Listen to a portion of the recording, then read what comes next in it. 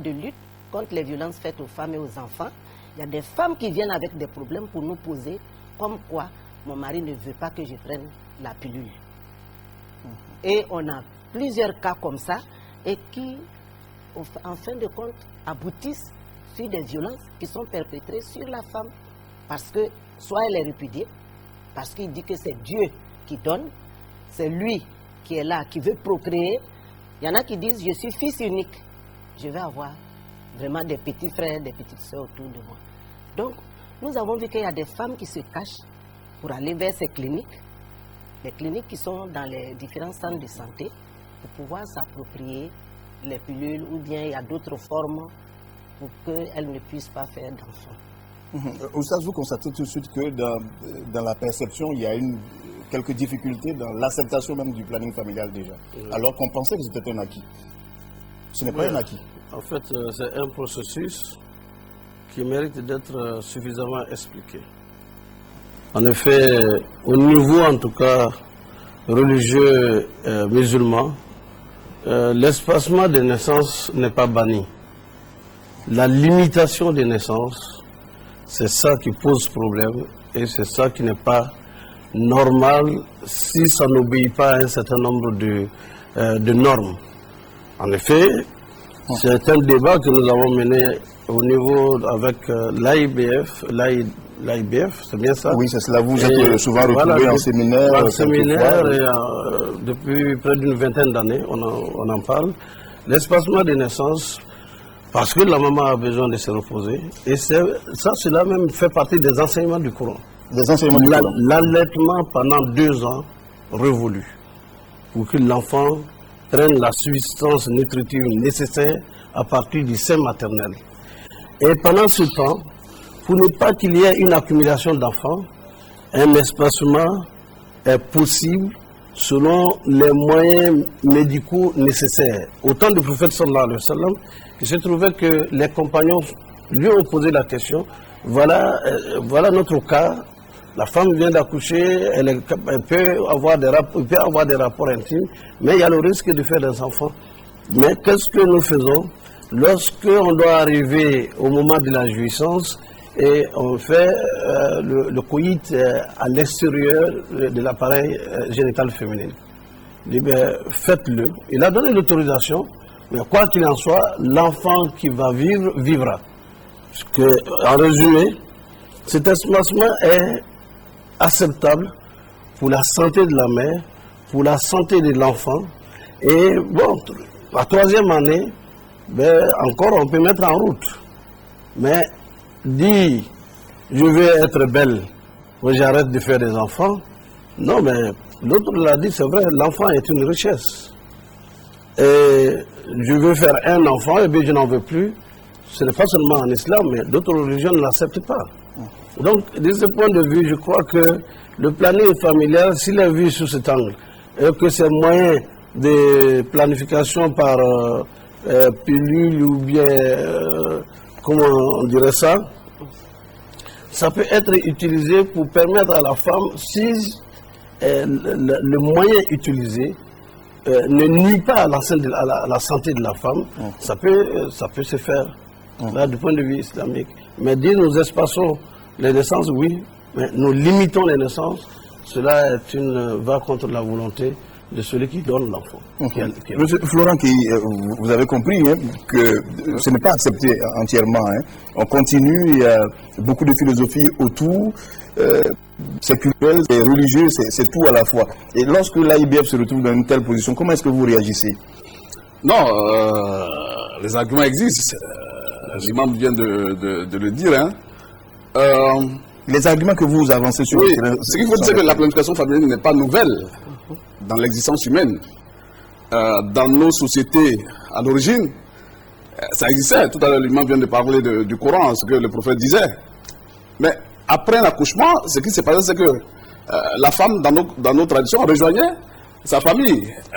Allait dans le village de ses parents, en attendant que justement le bébé qui vient de naître prenne... au moins après 6 mois, 1 an, pour qu'elle revienne. C'était cela l'esprit. Voilà, c'était l'esprit. C'était un espacement de naissance qui était ainsi pratiqué. Et puis, il y a eu des méthodes traditionnelles qui sont utilisées.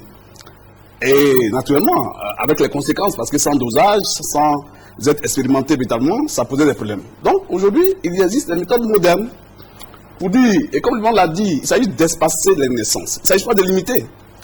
Espacer en tenant compte de nos ressources. Des ressources de tout un chacun. Et donc, je dis encore, il ne s'agit pas de faire des enfants pour leur malheur, mais pour le bonheur de la famille. Et Madame du ministère de la Solidarité l'a dit aussi, Madame Koulibaly, il ne s'agit pas de... On parle de planning féminin, c'est ça? Et non familial. Les femmes plus concernées. Oui, parce que la femme est au centre, n'est-ce pas, de la procréation. Et je suis d'accord avec elle aussi que les actions que nous menons en direction des hommes sont certainement insuffisantes.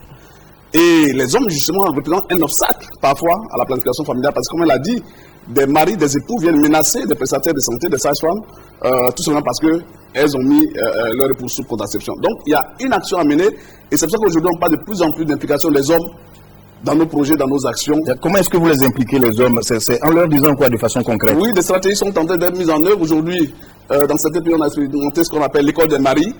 En Côte d'Ivoire, cela a été fait, notamment à Toulouse, par exemple, par l'UNFPA, parce que c'est un obstacle majeur. Et donc, on forme des hommes dans des communautés et qui vont informer leurs pairs. Donc, il y a des séances de causerie qui sont organisées et qui sont animées par ceux-ci pour les amener. Oui, je comprends cela. Vous parlez de la sensibilisation, mais de façon précise, lorsque vous êtes en face d'un homme, qu'est-ce que vous lui dites qu'il doit répéter? Oui, il doit se soucier de la santé de sa femme et du couple en général. Il doit se soucier de l'avenir de l'enfant qui va naître. Il doit se soucier, n'est-ce pas, du fait que l'enfant qui va naître aura des exigences. Et l'enfant, quand il a 6 mois, 1 an, c'est bon. Mais quand on commence à le scolariser, et même avant d'arriver à l'enfant, il y a la grossesse, l'étape de la grossesse. Mais ça demande des ressources pour le suivi médical de la femme enceinte. Et ça demande des ressources au père. Et ensuite, l'enfant qui va naître, son développement, sa croissance suppose des ressources énormes qu'il faut mobiliser. Et donc, tenir compte de ces ressources pour le faire. Il faut de quoi, comme l'a dit quelqu'un dans le film, bonjour la délinquance, bonjour la rue. Et ça, on ne fait pas des enfants pour qu'ils soient malheureux. Voilà. Madame Koulibaly, le ministère pense à des textes, ou bien des textes existent déjà sur même le planning familial? Des textes qui disent des choses de façon claire, des points bien connus. Nous, en matière de textes, on fait plutôt de la sensibilisation. Nous vulgarisons vraiment le fait que l'enfant n'est plus vraiment un bras pour une personne pour aller au champ. C'est-à-dire que ça lui sert comment dirais-je, de main d'œuvre. Et qu'il faille maintenant penser de plus en plus à planifier les enfants, vraiment pour le bien-être de la famille. Si planifier, vous étiez tous d'accord tout à l'heure, mais est-ce que vous allez jusqu'à dire, ne faites pas plus de 3 enfants, ne faites pas plus de 4 enfants, ne faites pas plus de 2 enfants? Mais c'est ce que nous disons. La limitation, le fait même de planifier, ça limite parce qu'à un moment donné, la femme ne peut plus procréer. Jusqu'à 49 ans dans les statistiques de la santé, à 49 ans, c'est la moyenne. La femme ne peut plus, mais le fait de planifier, si quelqu'un qui commence à faire un enfant à 30 ans, il va de soi qu'à 49 ans, ça va se limiter. La nature même va déterminer la limitation. Une question de culture générale pour moi-même. On donne combien de temps entre 2 enfants, par exemple? 2 ans. 2 ans. 2 ans. 2 ans. 2 ans. Oui. 2 ans, c'est scientifiquement expliqué. Pourquoi pas 3 ans? Pourquoi c'est 2 ans? À 2 ans, l'enfant est plus enclin à être autonome. Il marche, il peut lui-même aller faire ses besoins. Donc, sur le plan physiologique, il est plus apte, il est autonome. Mais jusqu'à 2 ans, il faut bien l'affection maternelle, il faut qu'il soit attaché à la mère, ainsi de suite. Alors, oui, je pourrais ajouter ce qu'on appelle les avantages socio-économiques de la planification familiale. La mère qui accouche aujourd'hui, plus l'enfant qui naît a les possibilités, on le laisse grandir jusqu'à ce qu'il puisse se déplacer de lui-même. Et donc, d'abord, ça permet à la mère de mieux se porter, mais aussi de s'adonner à ses activités habituelles. Parce que si elle devait en même temps veiller sur le nouveau-né et aller s'occuper, n'est-ce pas, de toute la maisonnée, de sa famille, ça pose un problème. Bon, on parlera des violences faites aux femmes, mais en passant, ça aussi, c'est des formes de violence. Parce que la pauvre, si on est dans un milieu rural, qui a le bébé, qui va aller chercher l'eau à des kilomètres, qui va aller chercher les aliments, etc., qui va faire la cuisine, c'est beaucoup trop. Et donc, les 2 ans se justifient par ce fait-là, au plan sanitaire d'abord, permettre à la mère de reprendre des forces pour pouvoir encore supporter une nouvelle grossesse, parce que aussi le corps humain a besoin, n'est-ce pas? On a besoin de récupérer, avant de repartir. Continuer, tout à fait. Oustaz, là j'ai envie de parler théologie, religieux, culturelle et tout cela. Que dit le Coran lorsque vous faites un rapprochement au plan économique, une adéquation entre la population et les ressources? Là, c'est un problème à plusieurs dimensions, n'est-ce pas? Parce que lorsqu'on parle de l'adéquation nombre d'enfants par rapport à l'économie, mais nos pays africains ne sont pas pauvres.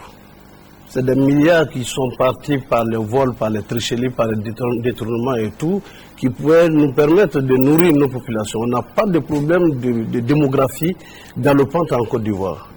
C'est parce que nos ressources n'ont pas été planifiées, n'ont pas été utilisées à bon escient, qu'on peut se le poser en ces termes. Les terres qui permettent de nourrir arables, où on peut aller travailler, avoir des ressources, ne sont pas, on n'est pas à court de terre en Côte d'Ivoire et même des bras qui peuvent travailler. J'ai dit souvent même des bénédictions à certaines sciences, fassent que nos bras valides qui n'ont pas de travail à Abidjan puissent se retourner au pays, au village, parce qu'il y a du travail qu'ils peuvent faire pour pouvoir se prendre en charge. On le sait dans certaines localités où des intellectuels ont mis en place des systèmes de travail qui permettent aux jeunes de rester sur place, se marier, avoir toutes les commodités nécessaires pour pouvoir vivre décemment et en faisant leurs enfants, en mangeant le matin, à midi et le soir. Or, nous posons des questions, en fait, c'est question de limitation de naissance. Je dis non. Il faut laisser une limitation de naissance. C'est interdit, par exemple, de dire 4 enfants ou 3 enfants. Oui, c'est interdit. Ah oui. Oui, c'est interdit en islam de dire moi je fais 4, je fais 3. Ça ne peut être accepté. La maman est malade. On ne peut pas la forcer, c'est une violence inacceptable, inconcevable. Une dame qui est malade, qui a un enfant, qui a 2 enfants, 3 enfants, et qui a fait même des césariennes au point que le médecin dise arrêtez. Et que vous vouliez encore continuer, alors là, c'est un peu... Pour des raisons vraiment objectives. C'est pour des raisons objectives, à ce moment-là, on arrête. Et il peut arriver, bien sûr, que pour ces raisons encore, je le dis, l'enfant est une richesse. Je connais des parents qui ont 20 enfants et tous ces enfants sont sur leurs pieds et ils travaillent. L'éducation qui est donnée, ce n'est pas une éducation qui fait croire à l'enfant qu'il va vivre aux dépens des autres. Je ne dis pas qu'il faut à l'éducation 20 enfants, mais il y a une dame qui est accouchée, qui est vers Koumassi, qui a fait 14 couches et elle vient à 60 ans de mettre le 14e, vient d'accoucher au 14e enfant. Mais si on compte le total, ça va faire peut-être 18 parce que 4 sont passés.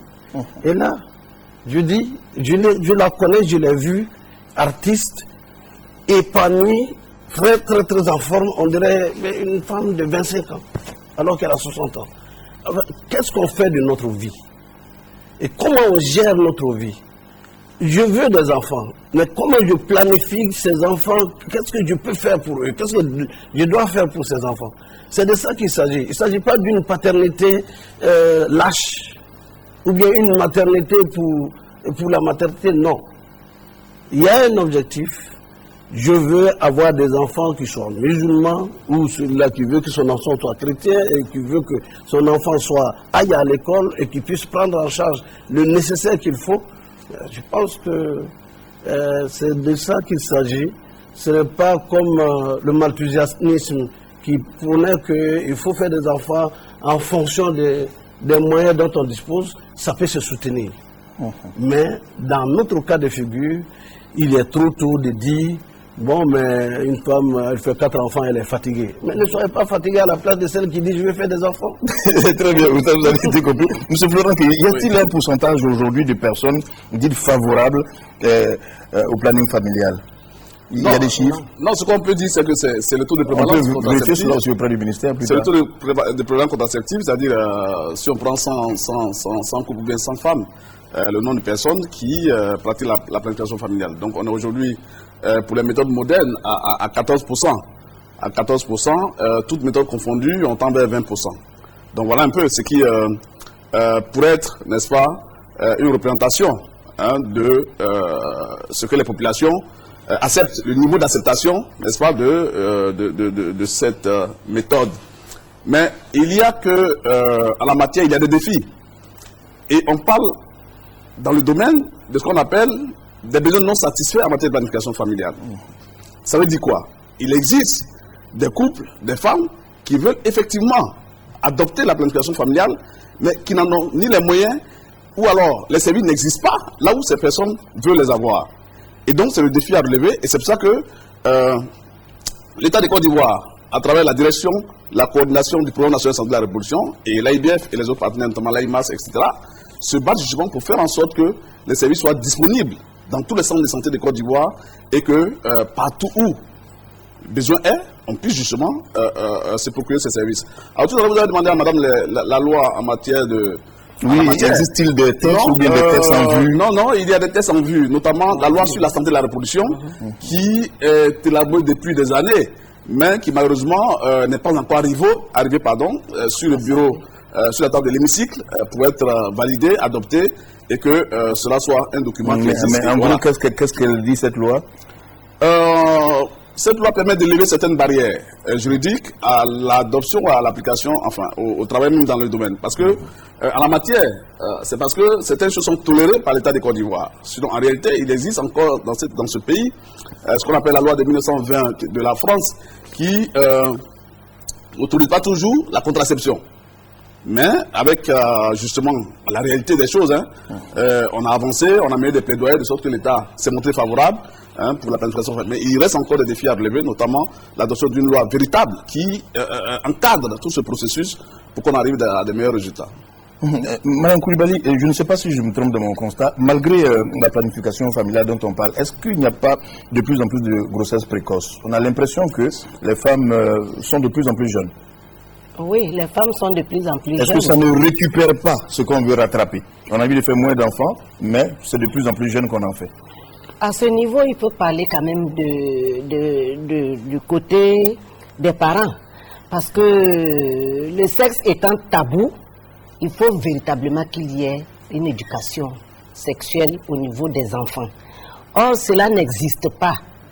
C'est vraiment tabou dans nos cieux, sous nos cieux. Alors, vous posez un problème. Donc, alors, s'il est tabou, qu'est-ce qu'on fait? C'est délicat. Ne pas en parler? Il faut en parler suffisamment même. Il faut en parler suffisamment. Mais c'est en cela je vous dis que nous partons vers les populations pour faire véritablement une sensibilisation. Et quand on dit sensibilisation, on ne vient pas parler du planning familial seulement.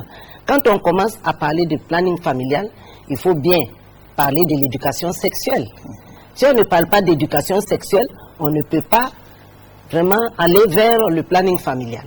Or, cela, il faut le dire, à un moment donné, peut-être que nous pouvons dire les crises successives ont fait que véritablement, on n'était pas proche de nos populations dans ces domaines-là. Et c'est pour cela qu'il y a eu une flambée, si on peut le dire, de grossesses précoces, de mariages précoces. Bon, puisque nous allons en arriver, et c'est ce qui a fait... Avant les crises, pendant les crises, et maintenant, ce problème existe toujours, le tabou sur le sexe. Comment est-ce qu'on peut l'enseigner sans vouloir en parler? Comment est-ce que vous procédez? On en parle. On est gêné devant son enfant, on ne veut pas lui en parler en même temps, on veut qu'il apprenne. Il le disait tantôt, M. Keï Florent, qu'il y a l'école des parents, s'il faut le dire, parce que ce n'est pas que l'école des hommes, mais c'est l'école des parents.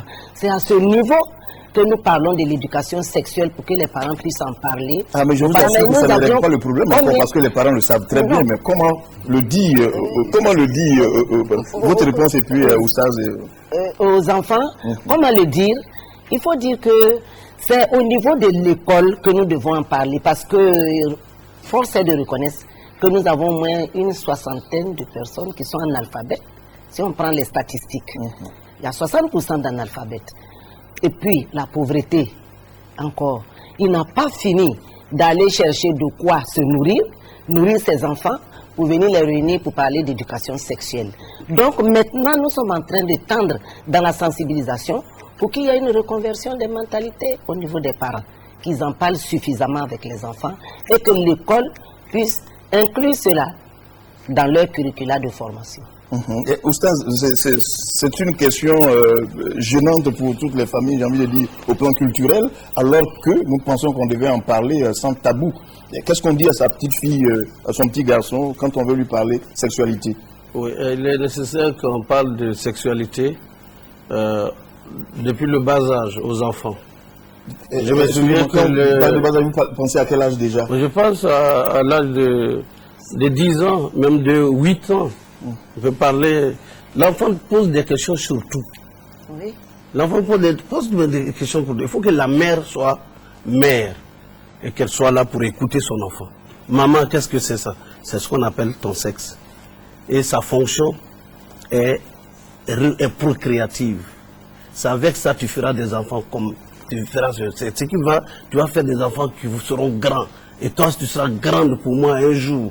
Tu vas t'occuper de moi le jour où je serai vieille. Et là, cette sexualité-là, déjà les enfants sont très éveillés par la télévision, par ce qu'ils écoutent, par ce qu'ils lisent et par les réseaux sociaux. C'est formidable. Donc pourquoi ce que les enfants savent déjà par Facebook, sur Internet, sur un certain nombre de choses.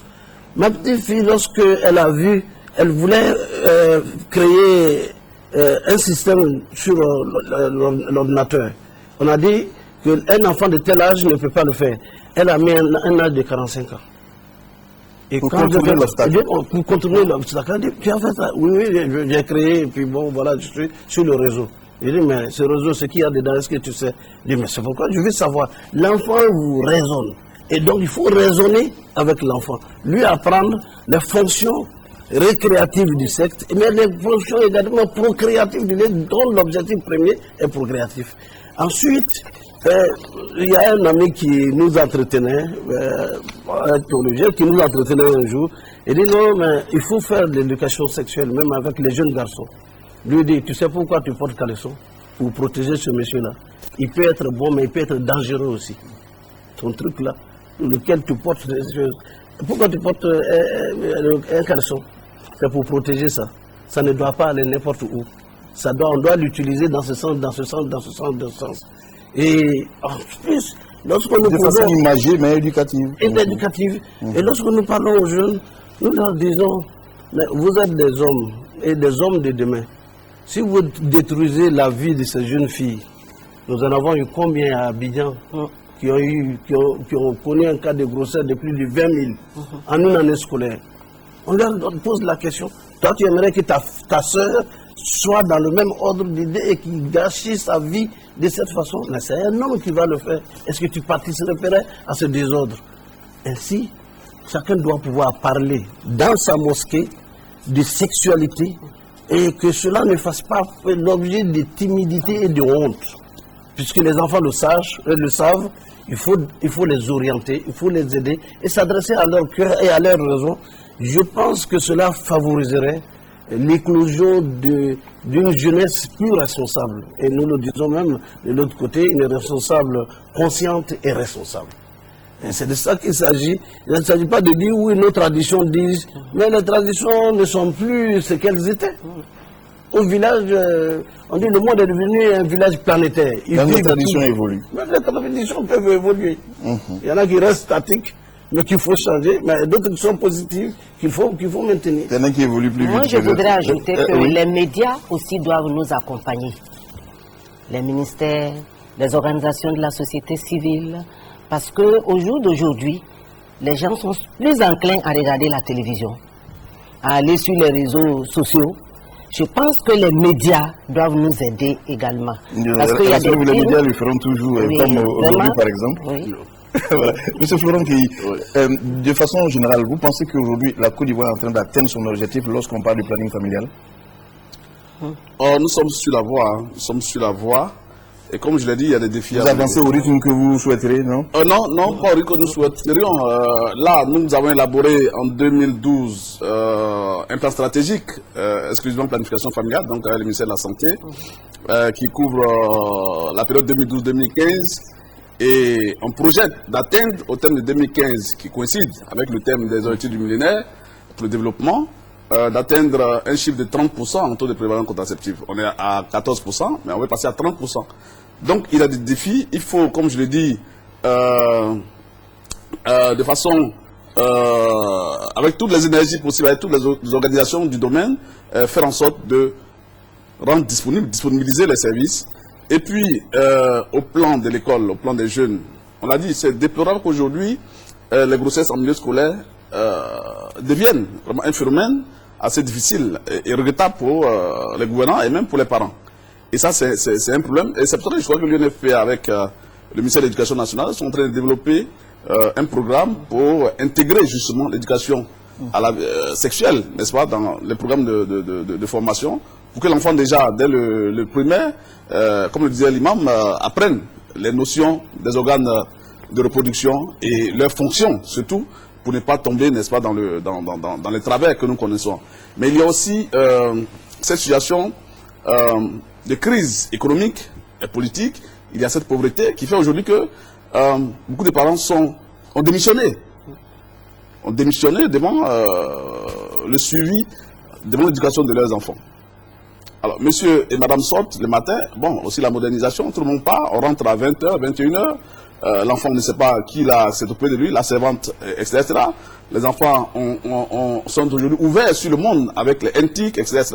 Donc, il faut justement leur donner l'information correcte. Il ne faut pas leur cacher les choses pour dire non, ça c'est pas pour les enfants, non, l'enfant ne doit pas savoir cela. Mais si vous ne le dites pas, il prendra l'information là, il voudra, et il pourra agir comme il veut. Donc, c'est une action assez importante et de longue haleine qui demande de la patience, mais aussi des actions énergiques pour arriver un jour au résultat escompté. Très bien. Oui.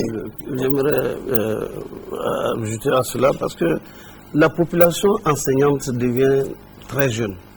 20 ans, 21 ans qui deviennent enseignants dans le primaire. Mais ceux qui ont besoin d'éducation, qui vont encadrer des enfants. Ça me pose un cas de conscience.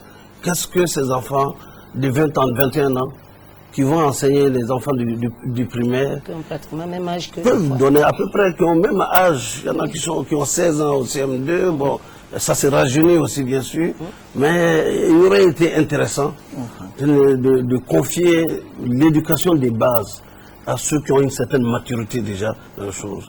Je pense à des instituteurs de 25 ans, de 30 ans, de 40 ans.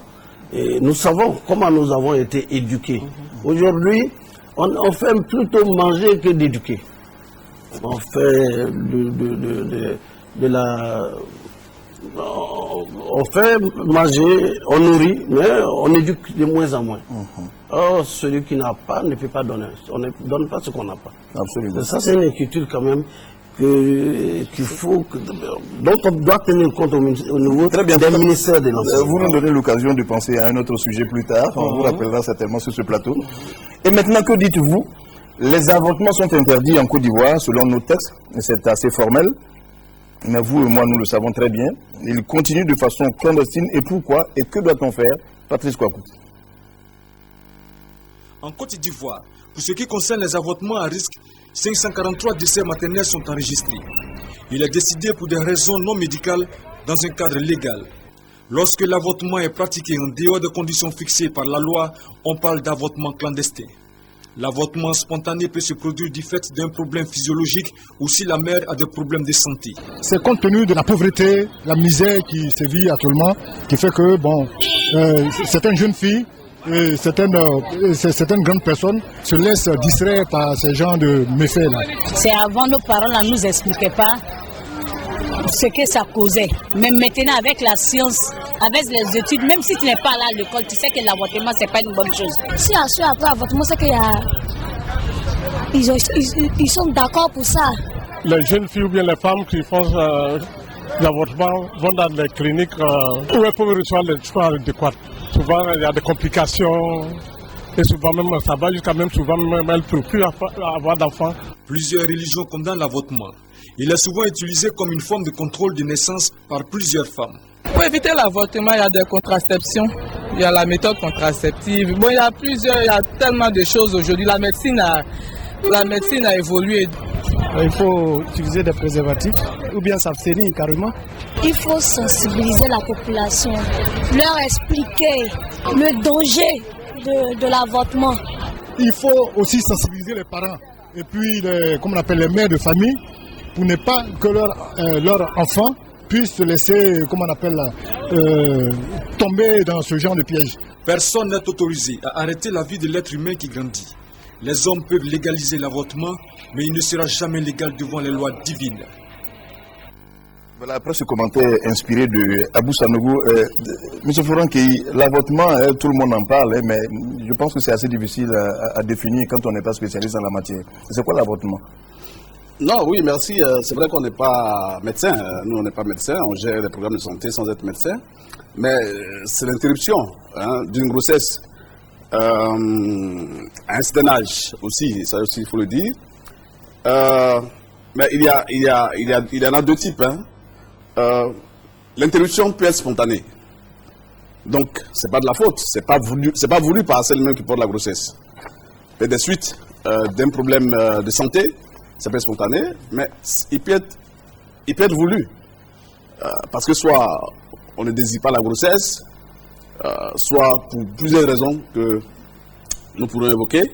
Et donc c'est ça qui justifie, n'est-ce pas, l'avortement. Donc en définition, c'est un peu ça. Spontané parce que on arrête la grossesse, elle s'arrête d'elle-même, soit on la provoque par des moyens divers.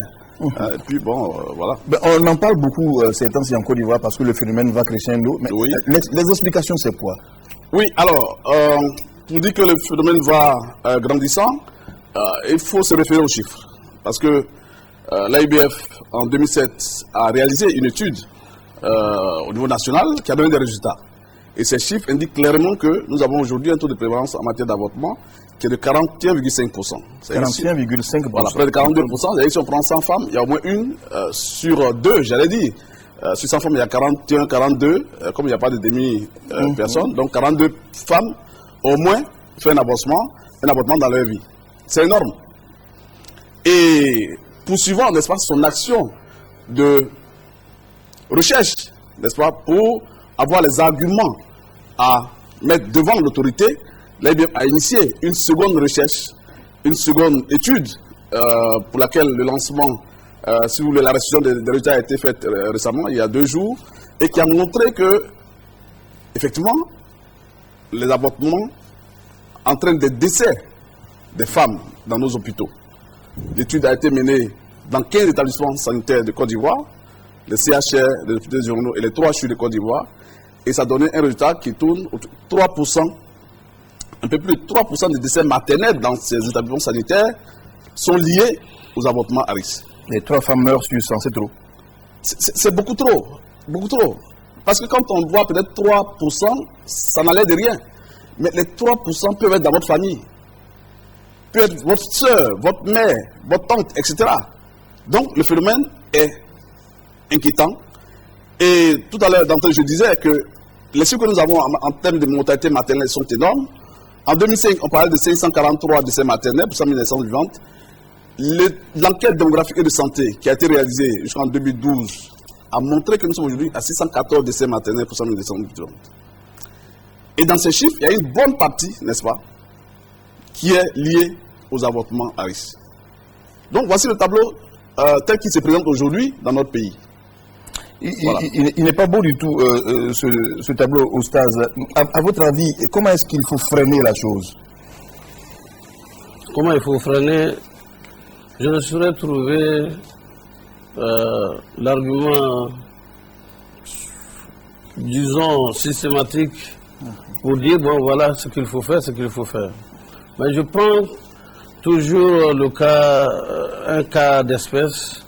Il fut un moment où la population féminine d'un pays avait envahi toute l'Afrique de l'Ouest. Pourquoi? Il y avait l'instabilité politique, il y avait la pauvreté qui était partout dans tout le pays. Mais dès lors où le pays a repris sa croissance et que ce pays est devenu même un modèle, toutes les femmes sont parties. Et nous qui avons chuté dans l'instabilité et dans tout son corollaire de pauvreté, qui a entraîné toutes sortes de pauvreté, nous avons remplacé notre voisin. Et les femmes sont dans la rue, les filles sont dans la rue, et les élèves se plaignent de choses. Il faut que notre croissance économique reprenne et que l'Ivoirien puisse avoir du travail et se mettre au travail. C'est l'une des conditions pour que la pauvreté diminue et que la croissance, le minimum nécessaire pour pouvoir aller à l'école, se soigner dans les hôpitaux, parce qu'il y a une dégradation également du système de santé en Côte d'Ivoire pendant plus de 10 ans ou peut-être un peu plus, où il n'y a plus d'hôpitaux, mais au contraire, les hôpitaux se sont vidés. Alors, face à ce phénomène de pauvreté qui va vers la misère, comme l'autre le disait, la pauvreté peut être même source de mécréance. À force d'être pauvre ou la pauvreté atteignant un certain seuil, les gens n'ont plus de dignité, les gens n'ont plus d'honneur. C'est ça qu'il faut. Nous souhaitons que le décollage économique de Côte d'Ivoire reprenne et qu'à ce niveau-là, nous pourrons dire que l'éducation sera possible, est possible. Dans un environnement où les enfants vont à l'école normalement et le système de santé fonctionne normalement, il y a des médicaments. Et que sinon, on montre les cliniques et tout ça, mais c'est ça qui devient leur gagne-pain. On détruit des gens, mais ça devient leur gagne-pain. Mais s'il se trouve que tout cela est contrôlé et qu'il y a un système de régulation pour contrôler tout ça, il y aura moins d'avortements. Et l'avortement, tel que c'est décrit, quand j'ai vu les premiers résultats, 40 et quelques %, j'ai attrapé ma tête et j'ai dit, où est-ce que nous allons? Oui, c'est effrayant. C'est effrayant, mais ça doit s'adresser. L'information doit être donnée à tout le monde pour qu'on sache les risques et le drame qui gagnent notre société. Et qu'est-ce qu'il faut faire ensuite pour éviter cela? Ce sont les élèves, les jeunes filles. Et puis bon, c'est aussi ces femmes qui sont un peu dans la rue. Ce n'est même plus une question de nuit. On les voit sur les trottoirs un peu partout. Mais il suffira que la Côte d'Ivoire, l'élan qui a amorcé, si cela monte et progresse davantage, bien vous allez voir qu'on ne les verra plus dans la rue, mais on les verra au travail, en train de chercher et faire quelque chose de leur main pour pouvoir se nourrir et prendre en charge les familles. Ça. Madame Koulibaly, je vous ai vu réagir. Oui. Vous le commentez? Parce que l'interruption volontaire de grossesse qu'on appelle avortement, il faut dire, comme l'a si bien dit l'imam Cissé Djigiba, il y a la pauvreté. Certes, mais il faut rapprocher les méthodes contraceptives aussi à la population. Il faut les rapprocher. Tout à l'heure, M. Keyi a dit qu'ils ont un défi à relever. C'est de rapprocher les cliniques où il y a les mécanismes de prise en charge des jeunes filles. Parce qu'on a remarqué que c'est dans la population jeune qu'il y a beaucoup plus de cas d'avortement. Et il y a des cliniques qui sont là, qui sont même aujourd'hui uniquement que pour des avortements. Donc il va falloir qu'à ce niveau, qu'on prenne vraiment la chose à bras le corps pour véritablement sonner le glas pour qu'on finisse avec... Puisque vous le dites, il y a certaines maisons qu'on appelle pompeusement des cliniques qui en réalité ne sont pas de véritables cliniques. Mais qu'est-ce qui se passe? Les textes sont assez clairs, avortement interdit, mais cela continue. Comment est-ce que vous l'expliquez? On l'explique, c'est ce que nous venons de dire, puisque c'est des cliniques clandestines. C'est difficile. Avant d'arriver aux cliniques, on a pensé à se faire avorter. Qu'est-ce qui explique qu'on pense à cela? Qu'est-ce qui pousse les gens à cela? Là, je dis, c'est parce que c'est une grossesse indésirée. Donc, il faut pour cela rapprocher, vraiment informer, former même s'il le faut, la population et rapprocher les méthodes contraceptives. Parce que si on ne peut pas s'en passer, il faudrait quand même qu'on sache qu'est-ce qu'il faut faire, la prévention. Qu'est-ce qu'il faut faire pour ne pas tomber enceinte? Monsieur Florent, doit-on aller jusqu'à penser qu'il faut peut-être alléger les lois et autoriser, entre guillemets? Oui, avant d'y arriver, je pense que les raisons pour lesquelles l'avortement se pratique sont diverses. Hein. Sont diverses. Bon, la jeune fille, l'étude qu'on a faite l'a montré. D'abord, elle est à l'école, donc scolarisée. Elle veut poursuivre ses études, elle veut réussir. Il y a la peur des parents qui vont la renier, la rejeter. Elle n'en veut pas. Il y a justement le manque de moyens pour subvenir aux besoins liés à la grossesse et ensuite à l'enfant qui va naître. Et ça, c'est pour plusieurs femmes. Il y a également, même dans les couples, que l'avortement se pratique. Il y en a qui en font un moyen de régulation des naissances. Il y en a, dans le couple, on a triché et cela se solde par une grossesse. On va l'interrompre, etc., etc. Donc, les raisons sont aussi diverses les unes que les autres. Et malheureusement, justement, et comme l'a dit plusieurs fois le professeur Samba Diarra à l'époque, personnellement, une femme qui prend une grossesse, si elle n'en veut pas, elle ne portera jamais cette grossesse. Elle fera tout son possible pour l'interrompre. On a parcouru le pays pour informer les monde informer les populations sur justement les données que nous avons recueillies à travers nos études. Il a été démontré dans des hôpitaux que malgré les conseils qui sont donnés par les prestataires de santé à des jeunes filles qui se présentent, ils ont été, j'allais dire, malheureux de savoir qu'une jeune fille qui est venue aujourd'hui parce qu'elle a une grossesse, elle ne veut pas de la grossesse, elle veut poursuivre ses études, elle veut qu'on l'aide. On ne l'a pas fait. On l'a rassuré pour dire non, garde ton bébé, quand tu vas accoucher, tu vas poursuivre tes études. La fille est retournée à la maison.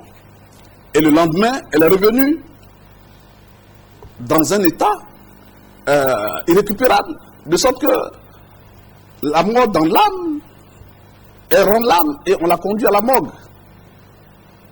Et ça, c'est des cas qui sont légion. Dans toutes les régions, les 10 régions où nous sommes passés en Côte d'Ivoire, ça a été les mêmes témoignages qui sont revenus. Et l'enquête l'a démontré. Donc, éducation, oui, comme action, comme on l'a dit encore, renforcer, n'est-ce pas, le programme de planification familiale.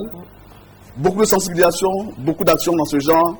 Oui, mais lui-même l'a dit aussi, il y en a qui passent toujours au travers de toutes ces actions. Alors, qu'est-ce qu'on fait? Alors, qu'est-ce qu'on fait? Alors, là est la question. L'exemple dramatique que vous venez de donner, est-ce que cela vous, je vous soupçonne quelque peu, hein, est-ce que cela vous amène à penser, à partir d'un moment, de lever un peu le pied, d'alléger les textes sur l'avortement pour permettre que certaines personnes se fassent avorter? Très bien. Alors, il ne s'agit pas d'une légalisation tous azimuts. Nous partons d'abord du constat. Et nous partons aussi des engagements pris par nos États, et en particulier comme nous sommes ivoiriens, nous parlons de l'État de Côte d'Ivoire, pour améliorer la santé de la mère. Aujourd'hui, le ministère de la Santé, le président de la République, tout le monde est d'accord pour que cette mortalité maternelle soit réduite au strict minimum. Alors, si les filles vont dans les infirmeries privées du quartier, qui n'ont aucun plateau technique, dont les prestataires ne sont pas qualifiés pour se faire avorter, c'est-à-dire qu'il y a un besoin de services en la matière, mais qui n'existe pas. Elles n'ont pas accès à ces services et par conséquent, elles se donnent au premier venu. À défaut d'avoir 25 000 francs, ou bien je vais attendre, il faut aller dans l'infirmerie du quartier, on va sur le marché pour voir la tradipraticienne, pour dire qu'est-ce que je peux prendre pour que mes règles reviennent, par exemple. Et les filles arrivent dans les hôpitaux dans un état assez critique. Elles ont commencé l'avortement à la maison et elles arrivent à l'hôpital mal en point. Et donc, le médecin, les sages-femmes, les infirmiers ont l'obligation de les prendre en charge. Et ça, c'est ce que nous appelons les soins après avortement. Quoi qu'il en soit, un patient qui arrive à l'hôpital, il a droit au service de santé. Ce n'est qu'à ce moment-là que l'avortement est autorisé. Oui, vous avez dit que ça a commencé, le processus est en cours. Là, ce n'est plus l'avortement, parce que quand on arrive... Vous parachutez ce qui a commencé. Oui, ce n'est plus l'avortement provoqué, mais il s'agit de sauver la vie de celle qui est là. Il s'agit de soigner maintenant. De prendre en charge justement le patient qui est venu. Alors, si on va plus loin, on a que dans les traditions évoluent, les lois aussi doivent évoluer. Et nous avons les arguments qui le démontrent, enfin qui nous encouragent à le faire. C'est qu'on a des pays, par exemple, où il y a, par exemple, des cas d'inceste. Ça se vit. Et ça, on le sait, c'est une réalité. Un père peut enceinter sa fille. Un frère peut enceinter sa soeur. Ça, on fait quoi? Une fille peut être victime d'un viol. Aujourd'hui, l'imam l'a dit aussi, même dans la journée, il y a des choses qui se passent. Même dans les bus, je m'excuse, mais parfois, les gens constatent des choses. Donc, ça peut entraîner une grossesse. Alors, je vous arrête là dans votre développement pour m'adresser à l'imam Cissé Djigba. Voici un cas, avant que vous ne développez davantage. Une femme qui se retrouve dans une telle situation, un enfant venu de son frère, donc inceste ou viol, que proposez-vous? En fait, on a dit la pauvreté économique, mais il y a la pauvreté morale et la pauvreté spirituelle. Et ça aussi, c'est un cas de pauvreté. Les églises sont pleines, les mosquées sont pleines, les temples sont pleins de fidèles. Mais il existe une pauvreté morale et spirituelle. Sinon, si la communauté religieuse, dans son ensemble, se met au travail dans une sensibilisation plus azimut, je crois que ces fléaux vont reculer. Et cette pauvreté, on ne peut pas faire l'analyse sans en tenir compte lorsqu'on est religieux, lorsqu'on est musulman. Ce cas de figure est condamnable par toutes les... Enfin, même les religions traditionnelles condamnent. Et alors, il n'y a pas de solution qu'on peut indiquer pour dire, bon, ben, le frère, la femme est enceinte de son frère, ou tel autre, mais ce sont disons, ce sont des situations dramatiques. Y a-t-il déjà une jurisprudence au plan religieux? Ah oui, il y a une jurisprudence. Pour qu'on réfléchisse sur la chose. C'est condamnable. Condamnable tout de suite, mais quelle est la solution? Est-ce que l'islam ou la chrétienté dit c'est un enfant qu'on ne peut pas garder? Non, on ne peut pas dire. L'enfant n'a rien fait. L'enfant n'est pas condamné. Et il n'est pas condamnable. Il est peut-être une victime d'immoralité et d'amoralité. Et par voie de conséquence, cet enfant-là naît et il doit y avoir des gens pour s'en occuper. Pour qu'il soit insérable et qu'il vive aussi sa dignité et son honneur qui sont entachés par des personnes qui ont été irresponsables dans leur vie et qui ont été tout simplement au-delà de tout ce qu'on peut dire religieusement, ne font pas partie de la communauté religieuse. Bon, ils sont fauteurs à un niveau inimaginable. Ça, je pense que je ne peux pas aller au-delà de cela. Si, mais je vais vous pousser à aller au-delà. Est-ce que la religion, l'islam par exemple, dit qu'il y a des cas où on peut aller à l'avortement?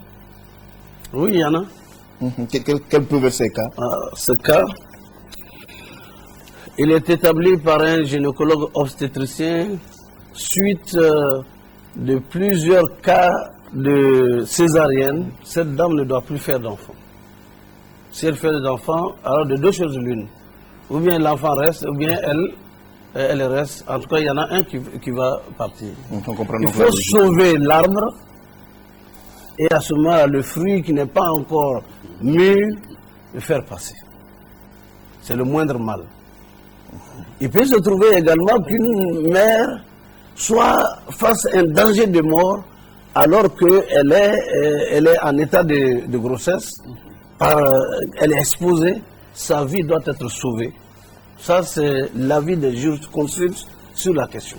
Sa vie est préservée et alors l'enfant qui devrait prendre forme doit être arrêté. Ça, c'est l'avis des savants musulmans sur la question. On ne peut pas dire, bon, mais on n'a qu'à aller, si Dieu veut, l'un va vivre, l'autre va vivre. Non. C'est une analyse qui est établie par des spécialistes en la matière et ils donnent des formations. Ben, il a choisi. Il a choisi. Ça m'a fait penser à une autre chose. Il y a aujourd'hui la procréation in vitro. Oui. N'est-ce pas? Bien sûr, on peut récupérer cet enfant in vitro pour l'inculturer ailleurs pour que cet enfant puisse grandir et préserver les deux vies, c'est l'idéal. Mais si on n'est pas dans ce cas de figure et que la vie de la maman est en danger, qu'elle doit mourir, et choses, en tout cas, on fait le maximum pour sauver les vies. Madame Koulibaly, oui.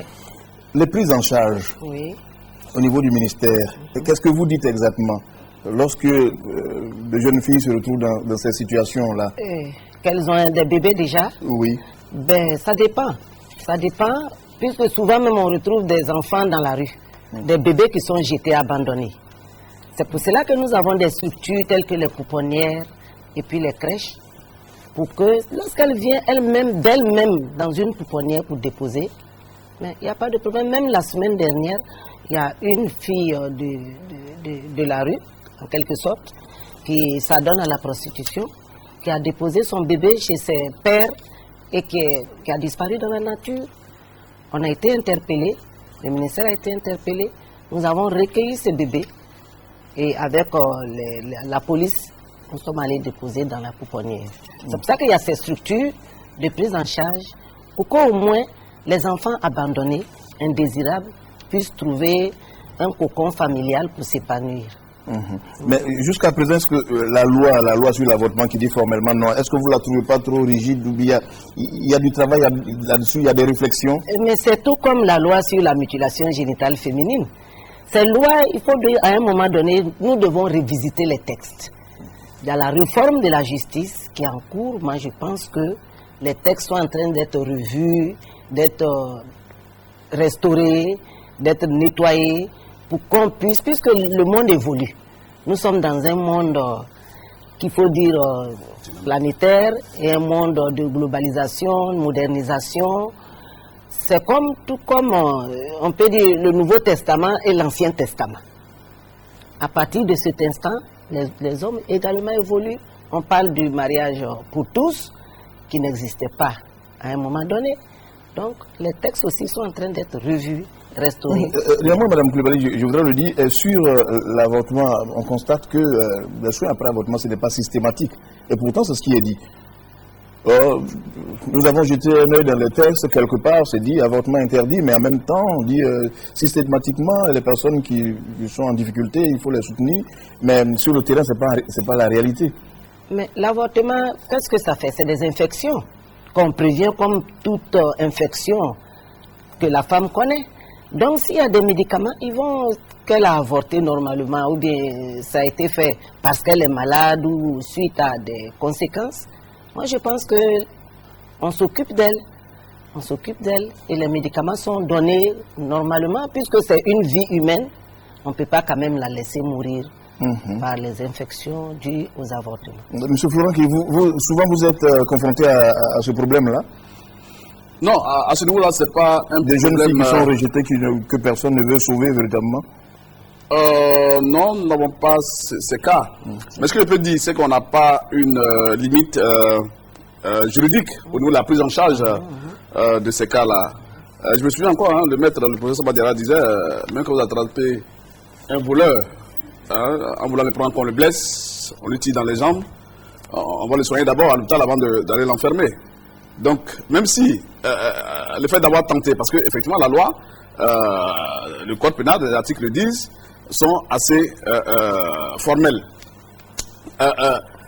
Et il est dit que même si vous tentez l'avortement, si vous vous procurez vous-même les moyens pour avorter, vous êtes passible, vous êtes condamnable. Donc, au regard de cette loi, c'est-à-dire que si la femme se présente déjà pour les soins après avortement, au départ, elle est fautive. Donc, on doit pouvoir justement la condamner. Mais ce qu'il faut dire, c'est que nous avons des insuffisances dans nos systèmes.